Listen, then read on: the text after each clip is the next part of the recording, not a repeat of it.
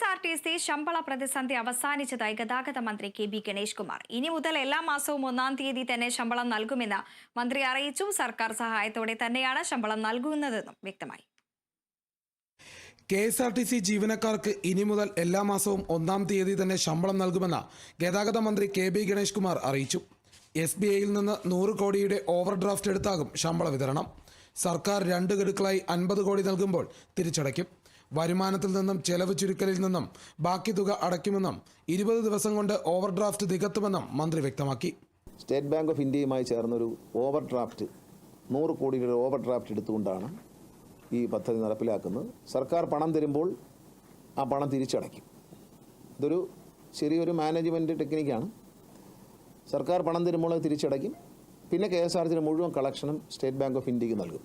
അങ്ങനെ നൽകിക്കൊണ്ട് ഈ ഓവർ ഡ്രാഫ്റ്റ് പരമാവധി കുറച്ചുപയോഗിച്ചുകൊണ്ട് ഏറ്റവും കുറച്ച് പലിശ വരത്തക്ക രീതിയിൽ കൈകാര്യം ചെയ്തുകൊണ്ടുള്ള ഒരു വളരെ സ്ട്രിക്റ്റ് ആയിട്ടുള്ളൊരു മാനേജ്മെൻറ്റ് ശൈലിയായിരിക്കും. അതിൻ്റെ അടിസ്ഥാനത്തിലാണ് നമ്മളിത് ചെയ്യുന്നത്. പെൻഷൻ ആനുകൂല്യങ്ങൾ കൃത്യമായി കൊടുക്കാനും പദ്ധതിയുണ്ട്. വരുമാനത്തിൻ്റെ 5% ഇതിനായി മാറ്റിവെക്കും. PF ആനുകൂല്യങ്ങളും ഉടൻ കൃത്യമായി കൊടുക്കാനാകുമെന്നാണ് വിലയിരുത്തൽ. KSRTCക്ക് ഉണ്ടായിരുന്ന 148 അക്കൗണ്ടുകൾ ക്ലോസ് ചെയ്തതായി മന്ത്രി പറഞ്ഞു. ഇനി ഓവർ ഡ്രാഫ്റ്റ് അക്കൗണ്ട് മാത്രമാകും പണമിടപാടിനായി ഉപയോഗിക്കുന്നതെന്നും അറിയിച്ചു. അതോടൊപ്പം പുതിയ ബസ്സുകൾ വാങ്ങാൻ തീരുമാനിച്ചതായി മന്ത്രി അറിയിച്ചു. ലൈലൻഡിൻ്റെ ചെറിയ വണ്ടി 27 എണ്ണം ഓർഡർ ചെയ്യുന്നത്. ഇത് ആദ്യത്തെ പ്രാഥമിക ഓർഡറാണ്. നമ്മളെ കണക്കനുസരിച്ച് 150 വണ്ടിയാണ് വാങ്ങിക്കാൻ ആഗ്രഹിക്കുന്നത്. അതിൽ 27 വണ്ടിക്ക് ഓർഡർ ചെയ്തവർ ബിൽഡിംഗ് തുടങ്ങുകയാണ്.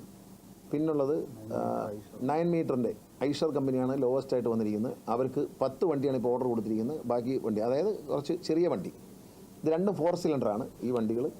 പിന്നെ ടാറ്റയുടെ സൂപ്പർ ഫാസ്റ്റ് ഇനത്തിൽ സൂപ്പർ ഫാസ്റ്റ് 60 എണ്ണവും ഫാസ്റ്റ് 20 എണ്ണവും ടാറ്റയാണ് ലോവസ്റ്റ് ആയിട്ട് കൂട്ടിയിരിക്കുന്നത്. അവർക്കാണ് ഓർഡർ കൊടുത്തിരിക്കുന്നത്.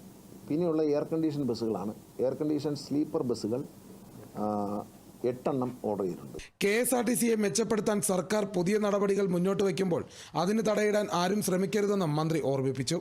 ശമ്പളം കൃത്യമായി കൊടുക്കുന്നതോടെ പ്രതിസന്ധിയില്ലാതെ പ്രവർത്തനം മെച്ചപ്പെടുമെന്ന പ്രതീക്ഷയാണ് സർക്കാർ മുന്നോട്ട് വയ്ക്കുന്നത്. Kerala vision news, Thiruvananthapuram.